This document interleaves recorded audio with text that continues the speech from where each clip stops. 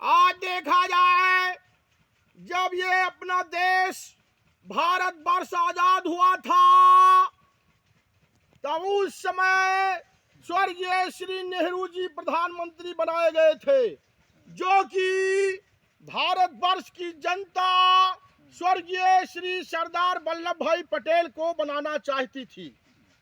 लेकिन जबरदस्ती स्वर्गीय श्री महात्मा जी के नीति से और श्री नेहरू जी ये दोनों प्राणी क्रांतिकारी नेताओं के साथ हमेशा अन्याय करने की सोच बनाया किया करते थे, अंग्रेजों से मिला हुआ करते थे। इनकी सोच देश की आजादी में अगुआ थे, लेकिन आत्मा के काले थे। इनको देश आजादी हो गई और सबके सहयोग से हुआ। माननीय स्वर्गीय श्री नेताजी सुभाष चंद्र बोस की महानता से ये देश आजाद हुआ है और श्री पटेल जी के विश्वास के साथ 5 से 65 रियासत जोड़ी गई है। स्वर्गीय श्री चंद्रशेखर आजाद क्रांतिकारी नेता, ऐसे ऐसे तमाम वीर नेताओं के द्वारा ये देश महान हुआ है। लेकिन तब जबरदस्ती श्री नेहरू जी को प्रधानमंत्री बनाया गया। उस समय जब प्रधानमंत्री श्री नेहरू जी बने, तब यही चाइना देश, यही चीन देश भारत और चाइना के बॉर्डर तक चाइना की फोर्स पहुंच चुकी थी। जबरदस्ती भारत की जमीन कब्जा करने के लिए उस समय श्री नेहरू जी ने हाथ जोड़ करके कहा चाइना से कि मैं आपके फोर्स के, आपके सेना का मुकाबला मैं नहीं कर सकता हूं, आप वापस चले जाइए।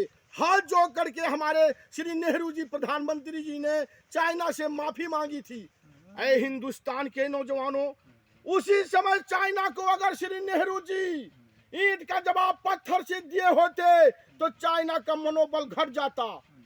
मारा को मारा सूझता है। वो हमारे देश पर कुछ ना कुछ जमीन कब्जा कर लिया, उसके बाद 23 देशों पर उसकी हुकूमत हो गई, कुछ ना कुछ 23 देश पर कब्जा कर लिया। लेकिन आप देखा जाए, वही देश है, वही प्राणी है।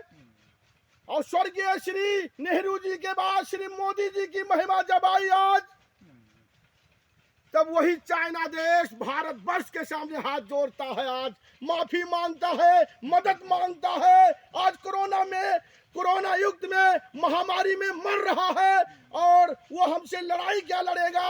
हमारे भारतवर्ष की एकता की जरूरत है। कोई भी देश इस भारतवर्ष का मुकाबला नहीं कर सकता है।